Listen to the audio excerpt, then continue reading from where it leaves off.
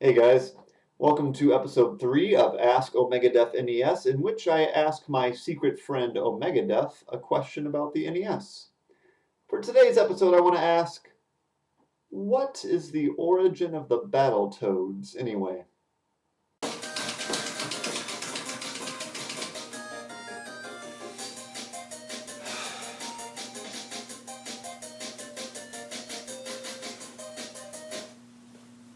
That's a great question, Eric Bailey. I'm glad you asked. Hi, I'm 16-time world record holder and the virtual urban explorer extraordinaire who discovered Negative World's still highly classified exit, OmegaDef. So, what is the origin of the Battletoads anyway? I'd like to think your question this week is mere coincidence, and not that you are talking to people about me. We have a gentleman's agreement, Eric Bailey, and although it was conducted in the smoke-filled back room of an arcade, I expect you to honor it. I'm just screwing with you. Kind of. This story is very personal to me. I realize with my reprehensible lifestyle, I won't be alive much longer. The world deserves to know the truth before I go. So, as a last will and testament, I present to you my Young Guns 2. In the late 1980s, I had already made quite a name for myself in the world of competitive gaming. After capturing the Ladybug world record in 1988, I became the biggest blip on the radar of the joystick mafia and its notoriously cantankerous leader, Billy Mitchell. Mitchell did his best to discredit me. It even had the audacity to claim that my Operation Thunderbolt world record was fraudulent. Finally, in the summer of 1990, we met, face to face, at an Operation Thunderbolt machine. I was granted the opportunity to prove my superiority over my egotistical nemesis. Which I did. Side by side we fought an epic battle, but I emerged victorious.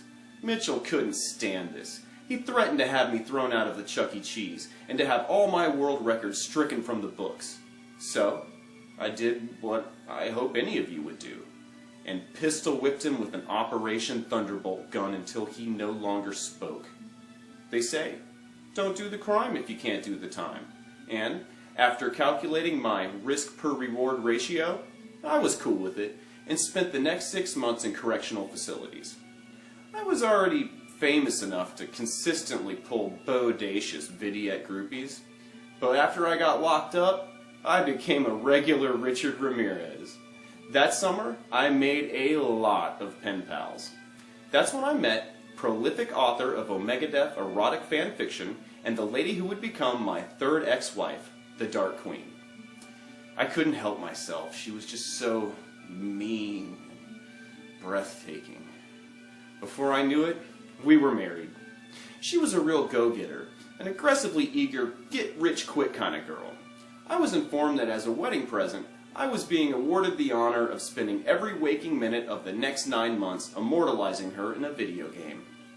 This was of course a game whose sole inspiration was predicated on dollar signs and megalomaniacal narcissism.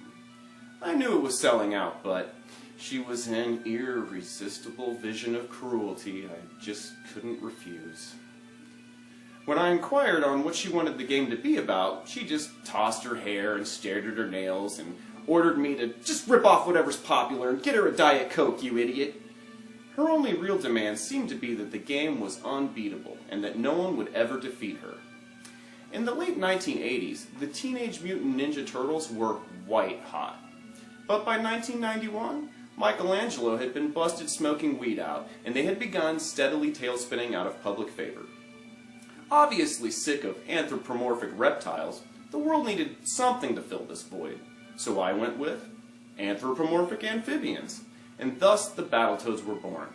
Unfortunately, the Dark Queen let her cat give them all stupid names. I would have protested, but I was hypnotized by her fake eyelashes.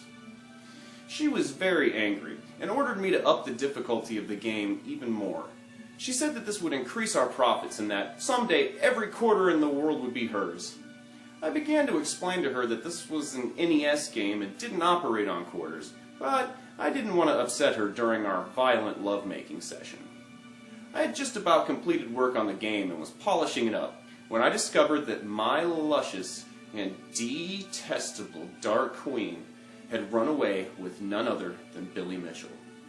Since the game was a gift to her, she owned it, and all rights and profits were 100% hers as well. As my final tweak, I ramped up the difficulty 11 notches and maxed it out. I wanted the world to experience my grief and frustration through the metaphor of Battletoads. Only when you finally and honestly beat the game will you understand the pain and agony of true suffering. If somehow you do manage to accomplish this impossible task, your triumphant reward is watching the Dark Queen slip through your fingers. I'm sorry. But I refuse to apologize for the great distress I have caused you all. I was preparing you for life. If you don't like it, you can go live on that other planet full of human beings where all that other stuff happens. Oh, that's right. There isn't one.